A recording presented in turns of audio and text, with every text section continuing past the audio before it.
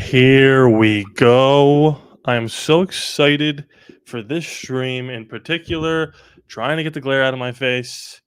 Hello, ladies and gentlemen, boys and girls. How are we doing? Another Friday evening on Bleacher Report. If you're watching this live, if you're watching after the fact on YouTube, thank you so much for joining me. It is time, the moment we've all been waiting for. I am officially going to put my money where my mouth is. I'm scooting closer again. Okay. Because I'm going to do a full 5 round mock draft for the Las Vegas Raiders. My name is Rodney. If you are new, then thank you so much for coming back and watching another stream.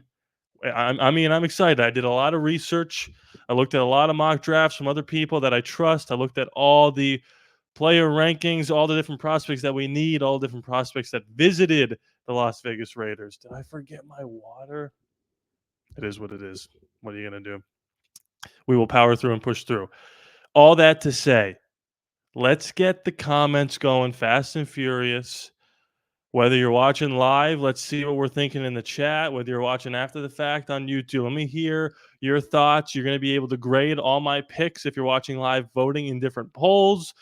I mean, look, yesterday I did a live stream where I discussed I don't know if the Ashton Genty of it all is a complete smokescreen, if it's really just that obvious. And then today, the Las Vegas Raiders had a press conference.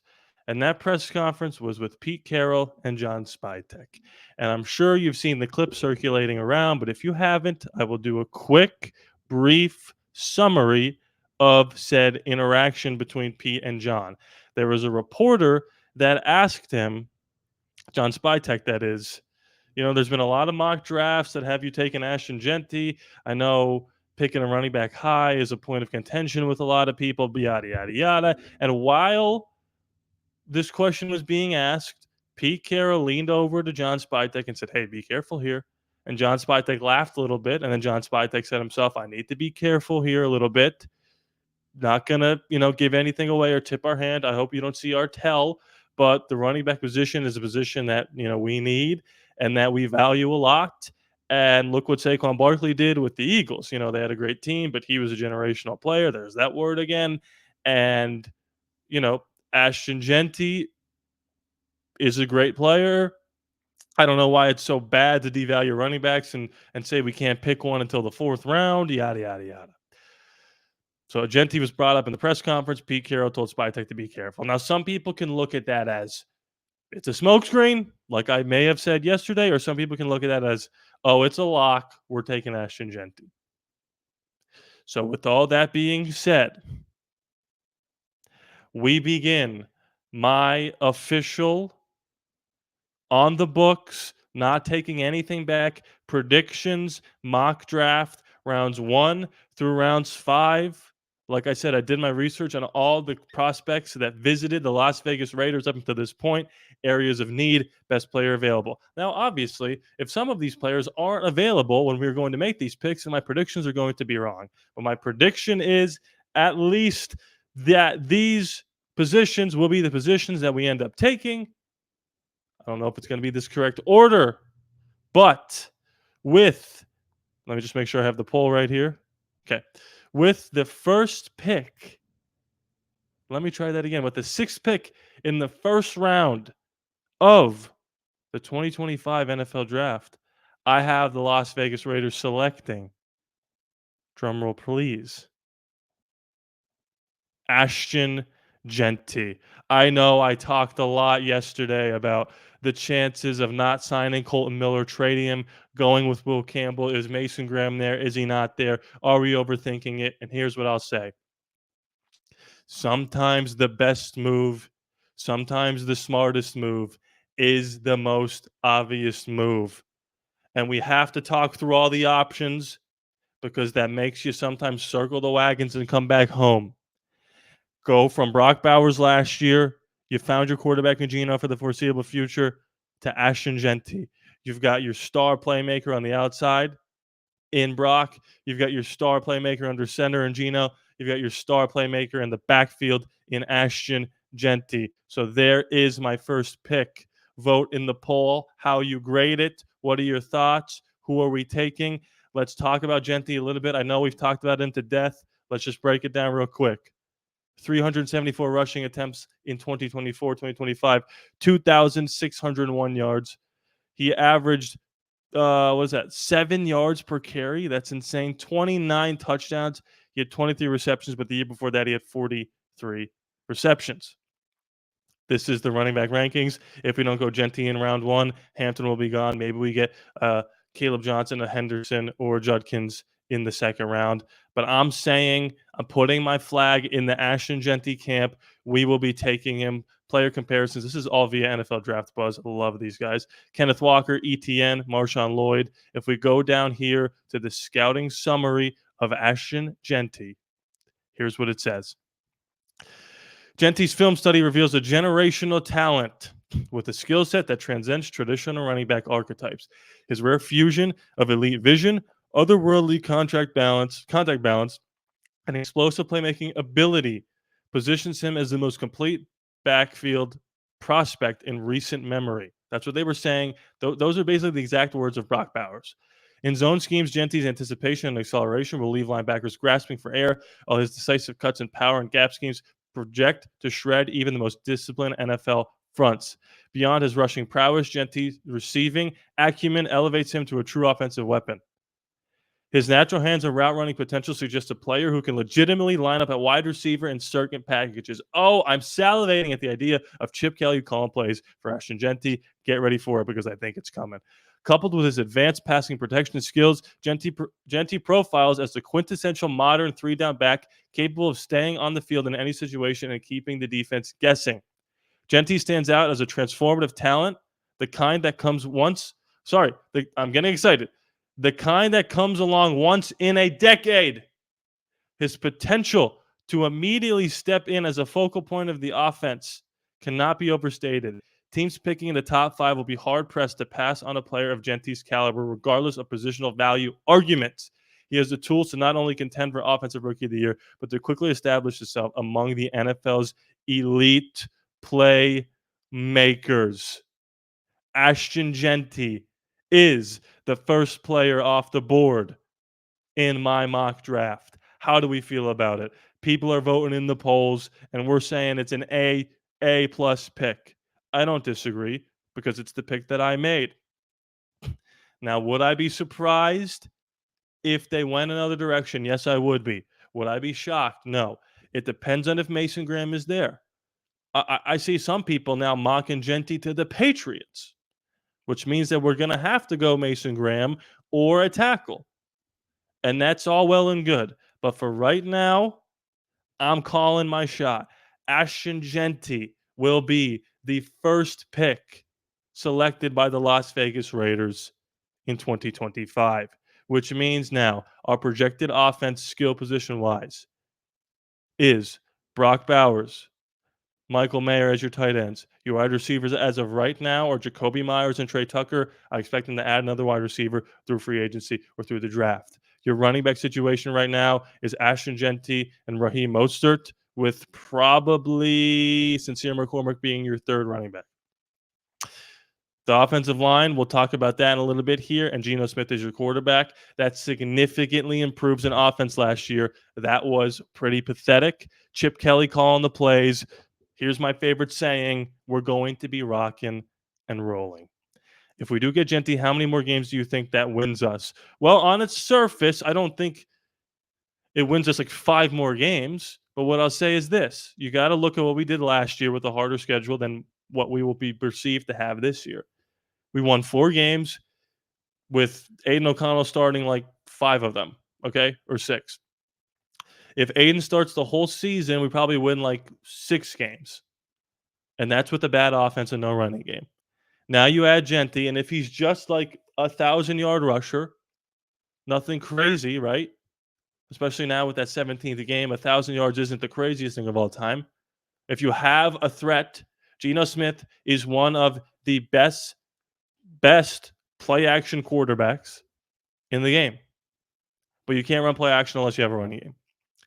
So I would say at minimum a win and a half to 2 wins just by selecting Genti, and if he lives up to 80% of his potential. So I get an A from the chat here for round one. Round two, I thought a lot about this because I foresee Shador Sanders being gone. Okay. I foresee Cam Ward being gone. I foresee Jackson Dart being gone, which means that the next available quarterback would be Jalen Milrow. And I was tempted here to go quarterback. I was tempted here to go wide receiver. I see my father say, with Genti in the right draft picks, we go to 10 and 7. Ooh, calling your shots. I was tempted to do all these things, and maybe I did, then maybe I didn't. But here's what I will say. This is an area of need. This is a guy that I've been looking at for a while, but I've been keeping it close to my vest just in case any other teams are watching. I don't think they are. And I also wanted to see how people would react when I say that for my mock draft in the second round. Let me make sure I've got it set up here correctly. I do. I have the Raiders selecting Benjamin Morris, defensive back out of Notre Dame. That's right. He played in a national championship against Will Howard. Look at him right here, getting in the mix with Marvin Harrison Jr. I love this kid. He is 6 foot, 193. He's got ratings here out the wazoo. He's the seventh best DB in the draft. He ran a 4.39. If we look at his statistics here, he had 14 solo tackles, 20 total. He had nothing going on here this season. But last year, the year before, 3 picks. The year before, 6 picks. Okay. Let's read a little bit about Benjamin Morris. Okay. Player overview. If we scroll down here, and I think they have his projected round. Overall rank, he's the 40th best player in the draft, projected round mid-second round. So here's what they say about my guy, Benjamin Morris. Looking ahead to his draft projection, Morris profiles as a scheme versatile corner who can step in and contribute immediately in any coverage system. That's what we need at the DB spot there. Someone who can compete right away and start right away and contribute right away. His combination of quick twitch athleticism and advanced pattern recognition makes him particularly valuable in man-heavy schemes where he can put his mirroring skills to use. The hip injury shouldn't significantly impact his draft stock given his clean previous medical history and the modern advances in recent recovery protocols. So that's why his stats are a little bit down this year, because he had that hip injury. Morris shows striking similarities to Marlon Humphrey. Ever heard of him? In his early Baltimore years, a corner who can play bigger than his size through technique and competitive toughness. Teams running heavy man coverage schemes will particularly value his ability to match up in the slot or outside. While the durability questions need to be answered during the pre-draft process, Morrison's film shows a corner with genuine CB1 potential who could hear his name called in the first 40 picks.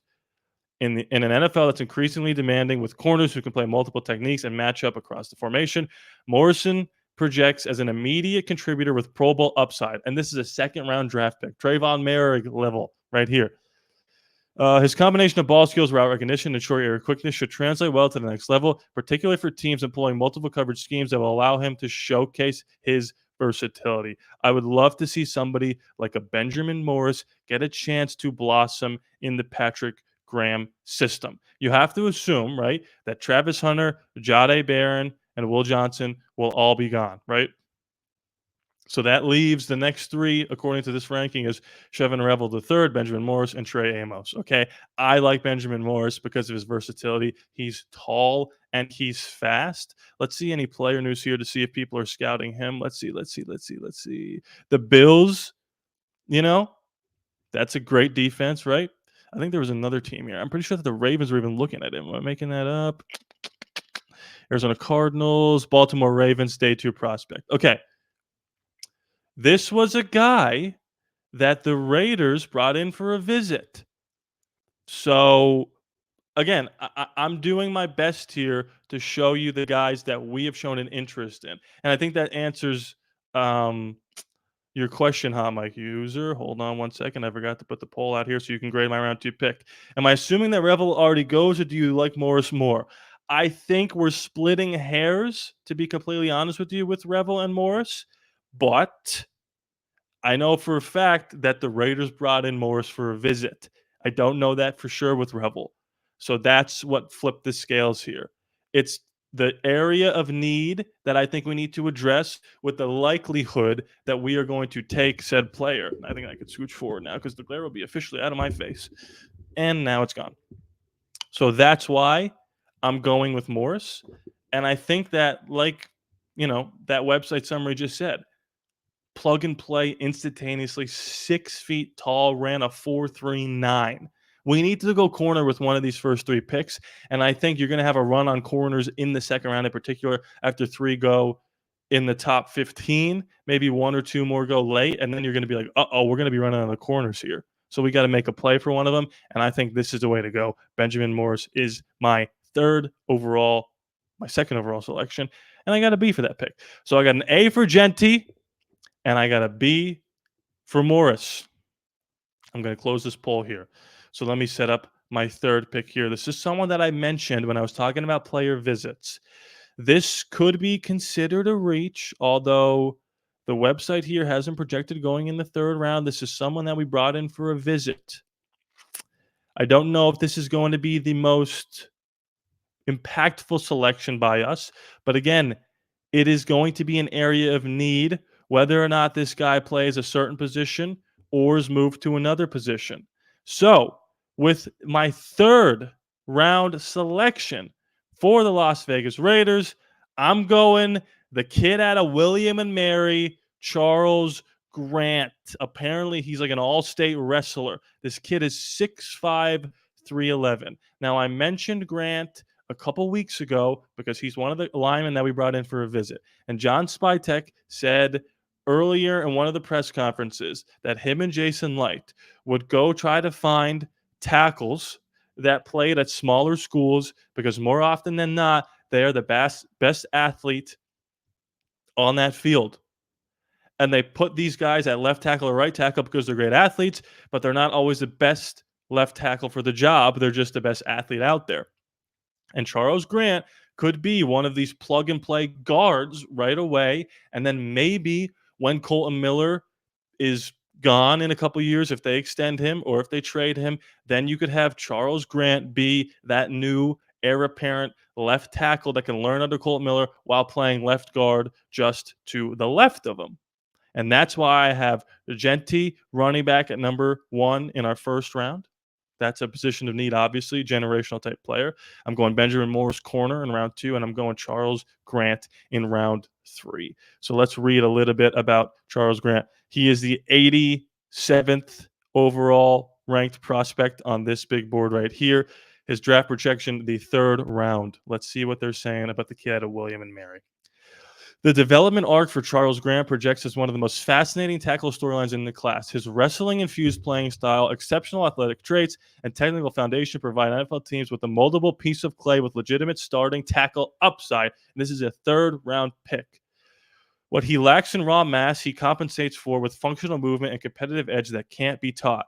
Grant's profile best in zone-heavy schemes where his movement skills and second-level precision create immediate value. Teams running the Shanahan influence attacks, I think Chip Kelly is going to be a part of that, should have him circled as a potential day 2 value, one that likely requires a developmental redshirt season. That's okay. You can play guard right now. We've got guards to play instead, and then you could take over the tackle position eventually. While adding functional strength, the ceiling here resembles a plus starter at either tackle spot once physical development catches up to the technical proficiency.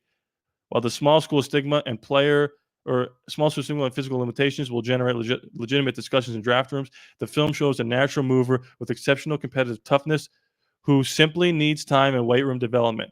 Grant will be a plug-and-play starter, but patient organizations with strong developmental infrastructure, finally us, could unearth a multi-year starter with Pro Bowl upside if the physical development hits its intended trajectory. I am going Charles Grant in round 3. I keep forgetting to let you guys vote on this. So what are we thinking? I got an A for the first pick. I got a B for the second pick. How are we feeling about Charles Grant in the 3rd round? Hot Mike user loves it. He says, though I'd consider starting him at tackle off rip instead of guard. Well, here's the thing. You can't start him at right tackle because DJ Glaze is solidified in that spot. Assuming Colton Miller is ready to go week one, and I got a lot of pushback um, about saying Colton Miller wasn't that good last year. It was the scheme. Okay, well, it was the scheme. Whatever. He wasn't that good. If he gets back to formula, shout out to Willem Dafoe, then Colton Miller will be our left tackle. There's going to be no place for Grant besides guard. And they've said, like I said, John Spytek has said, the strategy is to go get left tackles or right tackles from smaller schools and play them at guard until they develop into their left tackle. Rod, sorry I'm late. Just got back from Sun's flag football game, 4-1. Big W. Let's go. Well, I will recap things for you right now. What you missed. In the first round, I took Ashton Genty. In the second round, I took Benjamin Morris, the corner out of Notre Dame. And by the way, if you're watching on Bleacher Report, this will be on YouTube tomorrow. No, Sunday. So you can watch the replay. Go subscribe over there. And with my third pick, I took Charles Grant. So I got an A for Genty, a B for Morris. I'm getting an A for Grant. I don't expect you guys to be too hard on me. Until this pick. I feel like you guys have been waiting for me to mention a starting potential quarterback, the future of the franchise, right? Now, and I see, what are we talking about here? I love Milroe to learn under Gina, but I heard through the grapevine that we are all over Ewers. Maybe. Here's what I'll say about the quarterback position. Especially when we're picking later in the draft. I'm talking later rounds. We're in day 3 now. I think you got to go upside and you got to go fit. Fit particularly. Now, I'll give you guys a second to guess who I'm talking about when I'm talking about fit. Because this is a guy that's got all the physical traits to one day potentially dominate. But can his physical traits match up to the speed of the NFL? The player that I have being selected by the Las Vegas Raiders in round 4, we went running back, we went corner, we went tackle.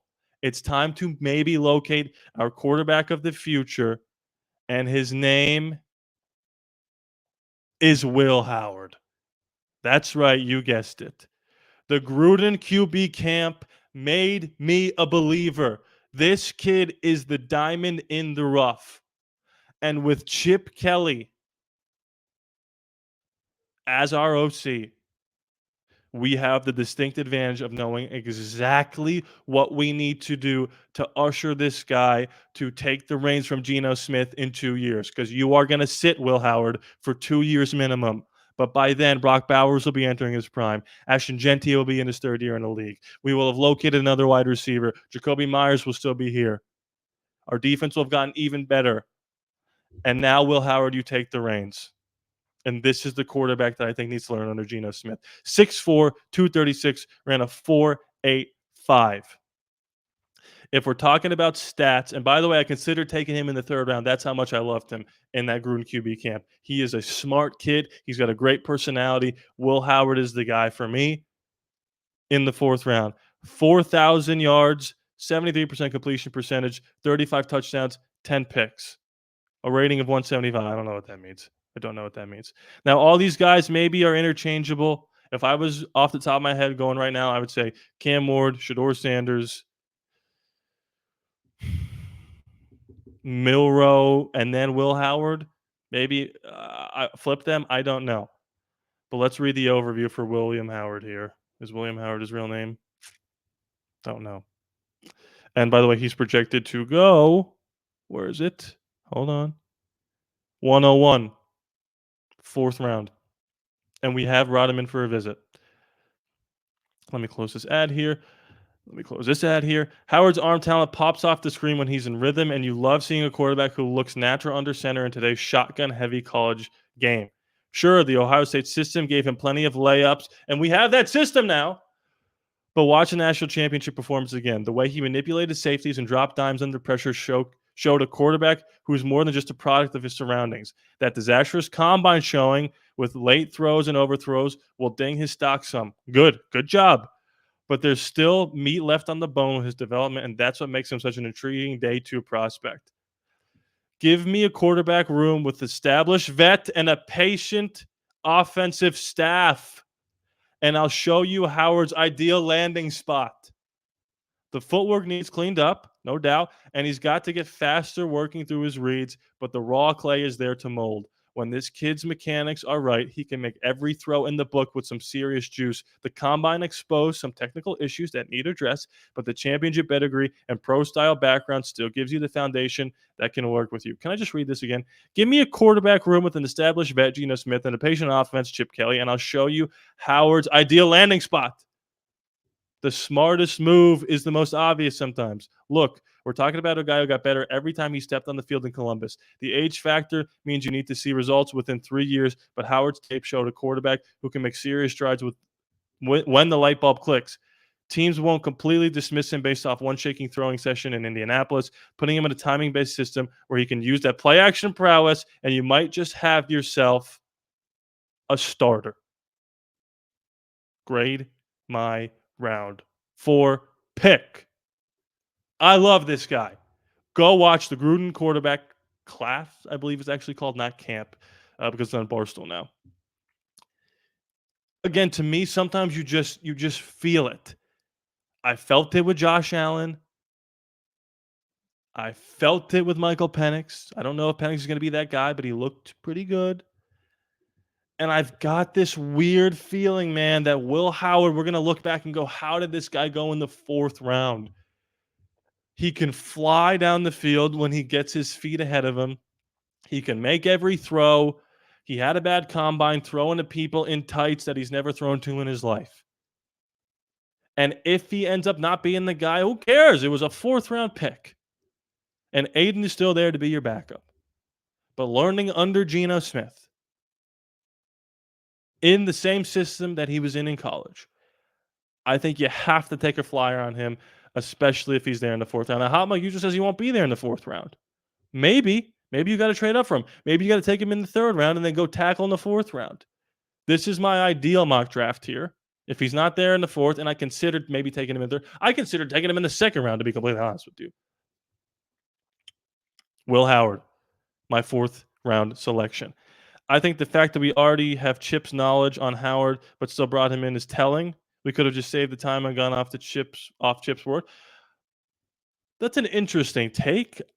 I don't know. Like, I understand having Chip Kelly vouch for him, but there's something to be said about meeting him. Like, if he's one day going to be your potential starting quarterback, if I'm going to give you a lot of money, I need to meet you face to face, and I need to see how you interact with other kids. And Genty said they took all of them to Topgolf. Will Howard was there.